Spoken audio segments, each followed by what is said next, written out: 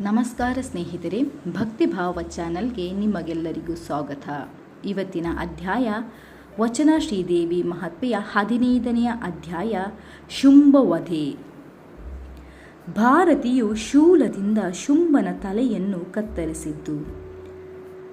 ನಿರ್ಜರರು ಹರುಷಿಸಲು ರಣದಲ್ಲಿ ದುರ್ಜನನೆನಿಸುವ ಶುಂಭ ದೈತ್ಯನ ಗರ್ಜಿಸುತ್ತ ಕೆಡಹಿದಳು ಶೂಲದಲ್ಲಿರಿದು ಭಾರತಿಯು. ಶುಂಭನು ತನ್ನ ತಮ್ಮನು ಮಡಿದುದನ್ನು ಕಂಡು ಶೌರ್ಯಪೂರ್ಣವಾದ ತನ್ನ ಬಾಹುವೆ ಕಡಿದು ಹೋದಂತಾಗಿ ಭಾವಿಸಿ ಅವನನ್ನು ನೆನೆದು ಚಂಡ ವಿಕ್ರಮನೇ, ಮಡಿದೆಯಲ್ಲ, ದೇವತೆಗಳಿಗೆಲ್ಲ ಒಡೆಯನಂತಿದ್ದ ನೀನಿಂದು ನನ್ನನ್ನು ಬಿಟ್ಟು ಹೊರಟೆಯಲ್ಲ, ಇನ್ನೇನು ಈ ಸಂಪತ್ತು ಸೌಭಾಗ್ಯಗಳು ನನ್ನ ಭಾಗ್ಯಕ್ಕೆ ಇದ್ದು ಇಲ್ಲದಂತಾದವು. ಈ ಸಿರಿ ಯಾರಿಗೆ ಬೇಕು? ತಮ್ಮ, ನೀನಿಲ್ಲದ ಈ ಸ್ವರ್ಗ ದೇವತೆಗಳ ಅಧಿಕಾರಗಳೆಲ್ಲ ನನಗೇತಕ್ಕೆ? ವೀರ, ನಿನ್ನನ್ನು ಬಿಟ್ಟು ಉಳಿದುವುದಕ್ಕೆ ಸರಿಯಾಗಿ ಈ ಚಂಡಿಯನ್ನು ರಕ್ತ ಕಾರುವಂತೆ ಮಾಡುತ್ತೇನೆ. ಆದರೆ ನನ್ನ ಯುದ್ಧವನ್ನು ನೋಡಿ ಸಂತಸ ಪಡುವ ನೀನೇ ಈಗ ಇಲ್ಲವಾದೆ. ಈ ಬ್ರಹ್ಮಾಂಡವನ್ನು ಒಡೆದು ಹಾಕುವೆ, ಹರಿಹರನನ್ನು ಸುಟ್ಟು ಹಾಕುತ್ತೇನೆ, ಚಂಡಿಯ ಮಾಂಸಖಂಡವನ್ನು ಭೂತ ಪ್ರೇತಾದಿ ಪಿಶಾಚಿಗಳಿಗೆ ಹಂಚುತ್ತೇನೆ. ಇನ್ನು ಮಾತನಾಡಿ ಫಲವೇನು? ನನ್ನ ಅಮೂಲ್ಯದಂತಿದ್ದ ಒಡವೆ ಹೋಯಿತು, ನನ್ನ ದೇಹ ಇಂದಿಗೆ ಸಾಕು ಎಂದು ರೋಧಿಸಿ ಅನಂತರ ಅತ್ಯಂತ ರೋಷದಿಂದ ಹಲ್ಲು ಕಡಿದು ಹೂಂಕೃತಿ ಮಾಡಿ ಗರ್ಜಿಸಿ ದೇವಿಯನ್ನು ಕುರಿತು, ದುಷ್ಟಳೆ, ನೀನು ಬಹಳ ಗರ್ವದಿಂದ ನಮ್ಮೊಡನೆ ಯುದ್ಧ ಮಾಡಿ ಈಗ ನಿನ್ನನ್ನು ನೀನೇ ಕೊಂದುಕೊಂಡಂತಾಗಿದೆ ಎಂದನು. ಅದಕ್ಕೆ ಉತ್ತರವಾಗಿ ದೇವಿಯು, ಎಲ್ಲವೋ, ಈ 3 ಲೋಕಗಳಲ್ಲಿ ಎಲ್ಲರೂ ನನ್ನನ್ನು ಕರುಣೆ ಎನ್ನುವರು, ಆದರೆ ನೀನು ಮಾತ್ರ ದುಷ್ಟಳೆಂದು ಕರೆದಿರುವೆ, ಇದು ನಿಜ. ಸ್ವಯಂ ಯಾವನು ದುಷ್ಟನೋ ಅವನಿಗೆ ಇತರರೂ ತನ್ನಂತೆಯೇ ದುಷ್ಟರಾಗಿ ಕಂಡುಬರುತ್ತಾರೆ ಎಂದಳು.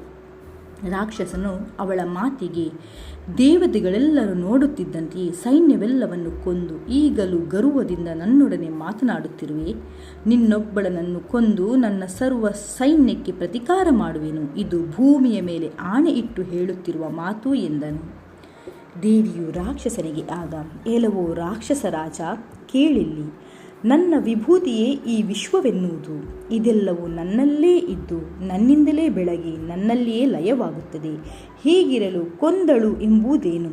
ಶುಂಭ, ನಿನ್ನ ಸೈನ್ಯವು ನನ್ನಲ್ಲಿಯೇ ಹುಟ್ಟಿ ನನ್ನಿಂದಲೇ ಅಳಿಯಿತು ಎಂದಳು. ಇದರಿಂದ ರಕ್ಕಸನು ಕ್ರೋಧಿತನಾದನು.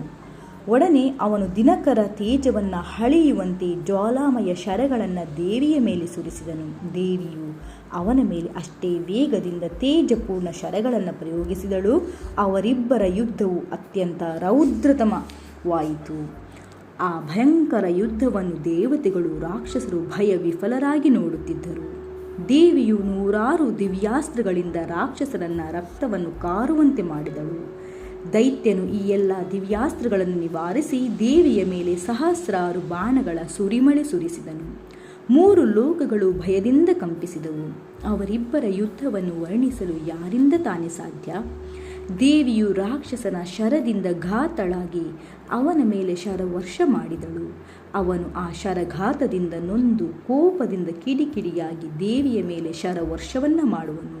ಹೀಗಾಗಿ ಕೊನೆಗೆ ದೇವಿಯು ಅತ್ಯಂತ ರೋಷಪೂರ್ಣಳಾಗಿ ಅವನ ಧನುಸ್ಸನ್ನು ಕತ್ತರಿಸಿ ಹಾಕಿದಳು. ಆಗ ಶುಂಭನು ದೇವಿಯನ್ನು ಹೊಗಳಿ ಶಕ್ಯಾಯುಧವನ್ನು ಹಿಡಿದು ದೇವಿಯ ಮುಂದೆ ಗರ್ಜಿಸಿದನು.